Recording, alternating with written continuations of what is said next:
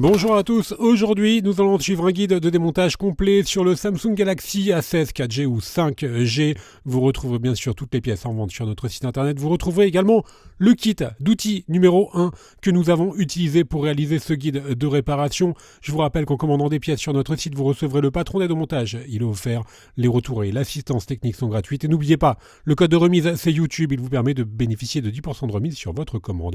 C'est un téléphone qui est très facile à réparer, le Samsung Galaxy A16.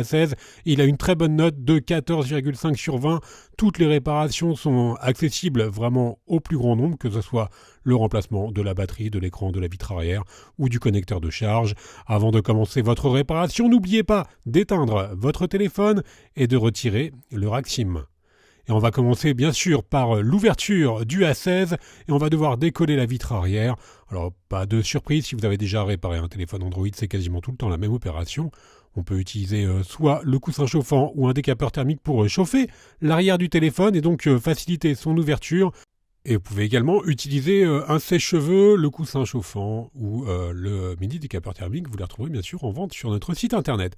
Dès que vous avez chauffé l'arrière du téléphone, on va pouvoir positionner la ventouse sur le bas de la vitre arrière et on va créer un point d'insertion en utilisant le médiator en métal percé que l'on insère donc entre la vitre arrière et le châssis du téléphone. Alors là, on va vous présenter bien sûr un guide de réparation complet pour les réparations telles que le connecteur de charge ou le remplacement des caméras. Vous retrouverez des tutoriels plus spécifiques pour remplacer la batterie ou l'écran sur notre site internet. On a tout simplement fait donc glisser les leviers sur tout le contour de la vitre arrière pour la décoller. Et on va maintenant s'intéresser au châssis intermédiaire que l'on va devoir retirer avant de retirer la batterie. Le châssis intermédiaire, il est maintenu par 15 vis cruciformes. Elles font toutes la même taille, donc vous pouvez les intervertir. Je vous invite cependant à bien positionner les vis et les éléments que vous enlevez sur le patron d'aide au montage, qui est donc offert avec votre commande. Une fois que vous avez retiré les vis, on vient déconnecter le lecteur d'empreinte digitale qui est donc situé sur les côtés. Et ensuite, on va insérer le médiator en métal classique entre le châssis et la vitre pour déclipser notre châssis intermédiaire qui en fait fait tout le contour du téléphone. Donc vous avez vu, on a inséré le médiator en métal classique, pas le percé, l'autre. On fait levier et ensuite on va pouvoir donc déclipser notre châssis intermédiaire. Voilà, on va pouvoir le mettre de côté, le châssis intermédiaire, et on a un accès direct au connecteur de la batterie que l'on va bien sûr déconnecter. Ensuite, on s'intéresse aux nappes d'interconnexion. Donc il y a deux nappes qui sont situées sur le connecteur de charge et deux nappes également qui sont situées sur le connecteur, enfin plutôt deux connecteurs à chaque fois, il n'y a qu'une seule nappe. Les deux connecteurs du haut étaient situés bien sûr sur la carte mère. Vous voyez maintenant les adhésifs qui retiennent la batterie. Donc une petite nouveauté sur la 16, il y a deux adhésifs. D'habitude, il y en a juste à gauche, là il y en a également en bas.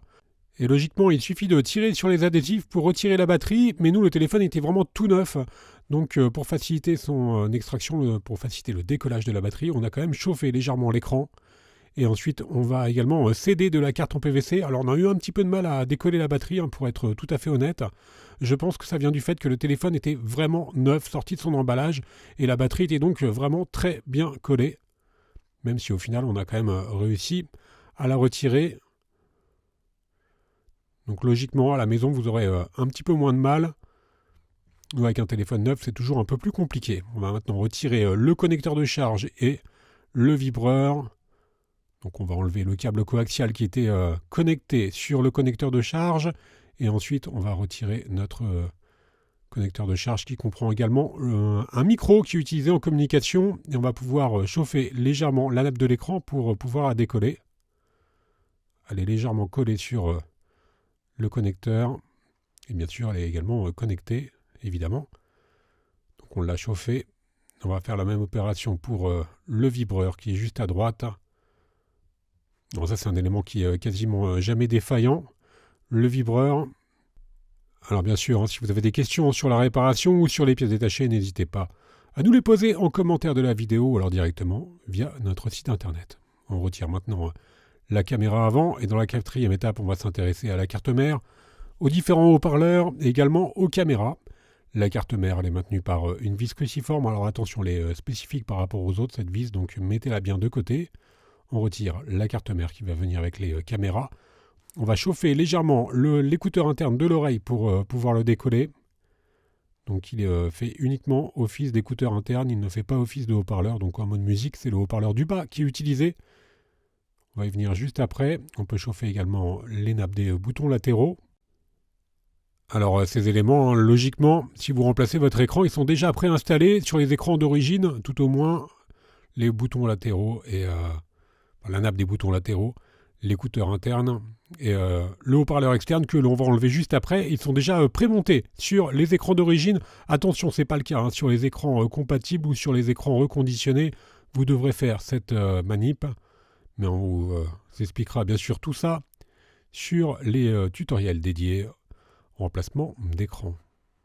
Voilà, donc pour le haut-parleur externe, on va également le chauffer pour le retirer. Alors pas de surprise sur le A16, c'est un téléphone d'entrée de gamme.